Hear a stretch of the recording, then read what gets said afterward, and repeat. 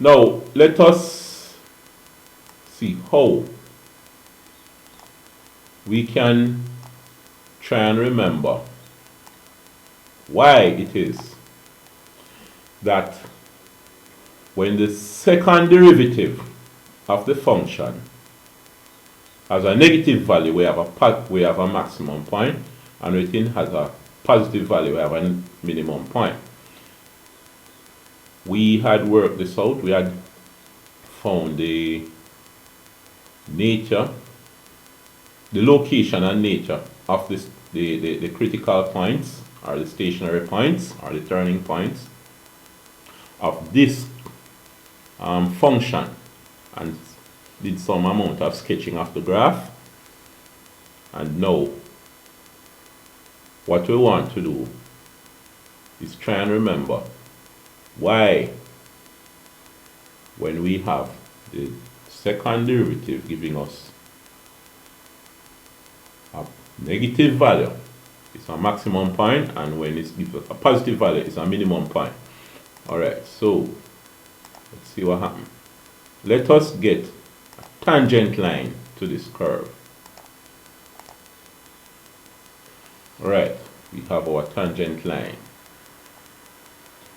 Let's make some changes in terms of the thickness and color. Let's make this tangent line a bit bluish. Alright, and make it very thick. Good. Now, as I move the tangent line along the curve, you see that the gradient of the tangent is positive, but it is reducing. It's going down. Now, right at the critical point there, we have a horizontal line. I'm trying to get it horizontal, but it's kind of difficult. But for our intents and purposes, it's a horizontal line. So the gradient at that point is 0. Now you notice, as we move from left to right, the gradient is reducing. It's from positive to negative. It's now negative after you pass the critical point. The gradient turns negative. So right at this point is a maximum. It's approaching the negative. So the second derivative, when you substitute the value of x at that point, if you have a negative, it works out negative, then you have a maximum point, because that is where the gradient is going. It's going towards the negative. Right? Now, let's see what happens at the other point. As you move from left to right, the gradient is negative, but it's swinging upwards. It's becoming positive.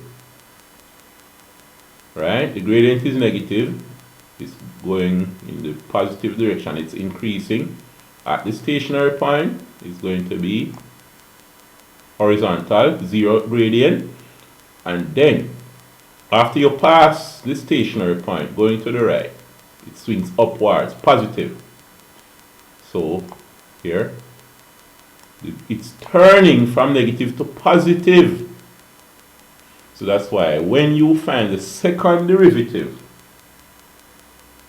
and substitute the x coordinate at this point and you get a positive value, then it's a minimum point. Because the reason, as you move horizontally from left to right, the gradient, the derivative, second derivative, the gradient is swinging in the positive direction. It's going positive, alright? So you see that? Alright, before we end this, notice at some point the gradient of the line swings, the gradient line swings so that the gradient is more and more negative, but it's slowing down, and then at some point it stops and starts to swing to the positive direction. Right? You see, down and then swing. So the swinging is negative, then it stops and then starts to swing back towards the positive. The point at which that occurs, you should remember that is called the point of inflection. Right within this region here is the point of inflection. Alright? So those are the things that we wanted to look at in this video. So that will be it for now. Any questions, comments and so on? Put them in the comment section and I will see you later.